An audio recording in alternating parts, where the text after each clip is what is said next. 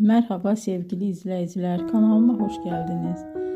Bugün sizlere Hande Erçel'in kariyerinin yükseliş dönemine kısa bir yolculuk yapacağız. Hande Erçel televizyon dünyasına adım attığında henüz çok gençti. İlk rollerinden sonra asıl büyük çıkışını romantik komedi dizisi Aşk Laftan Anlamaz ile yaptı.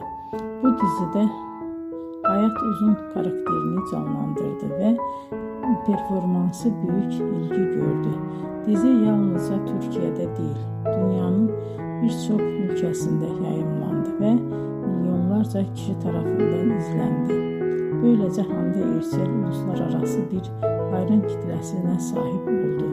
Başarısı bununla da sınırlı kalmadı.